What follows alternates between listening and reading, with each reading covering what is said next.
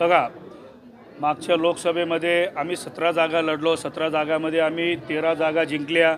एक जी जागा अपक्ष आहे ही पण काँग्रेस पक्षाचाच उमेदवार होता, त्याच्या आपले सांगलीचे विशाल पाटील.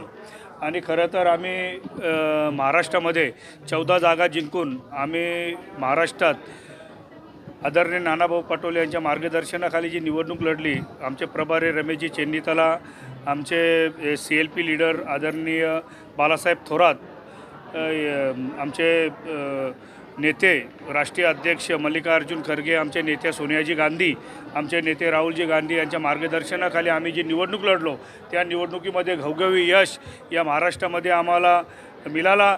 आणि या महाराष्ट्रामध्ये खरं तर नानाभाऊंनी एक नंबरचा जर कुठला पार्टी असेल तर ही काँग्रेस पार्टी या महाराष्ट्रामध्ये या लोकसभेमध्ये आपल्याला दिसायला मिळाली. आम्ही सर्वच कार्यकर्त्यांनी खरं तर नानाभाऊंचं अभिनंदन केलं.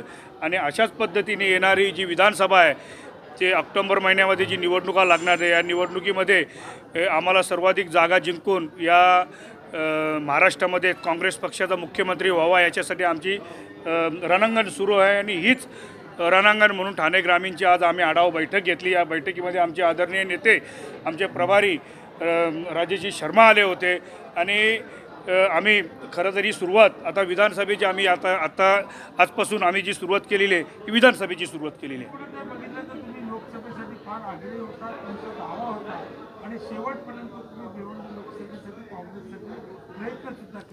खरं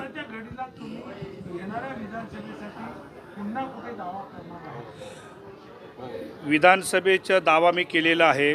लोकसभेमध्ये आदरणीय आमचे महाराष्ट्रातील सर्व नेत्यांनी माझ्यासाठी खूप मेहनत केली होती, पण वरिष्ठ पातळीवर हायकमांडमध्ये जाऊन ही जी जागा, कारण शेवटी इंडिया अलायन्स होती.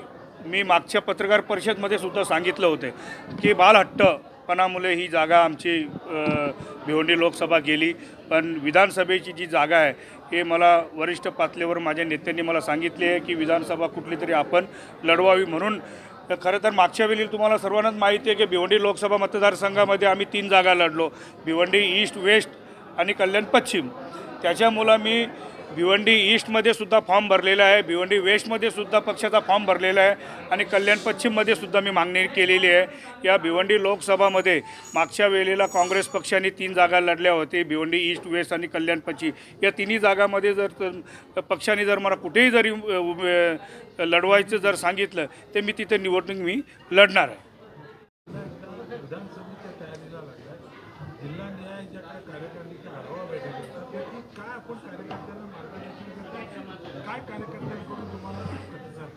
नाही, आम्हाला चांगला प्रतिसाद. आमची विधानसभाची तयारी सुरू झालेली आहे.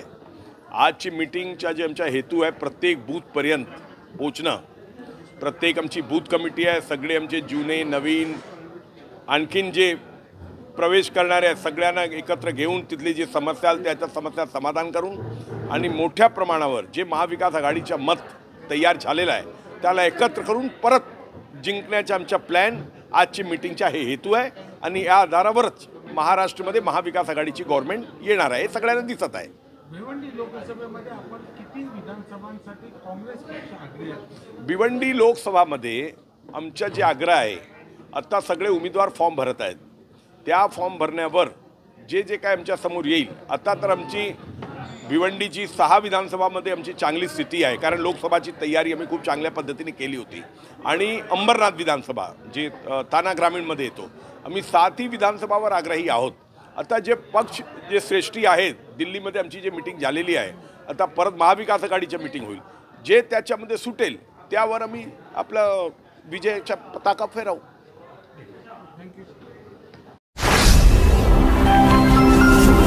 Speed news Bharat.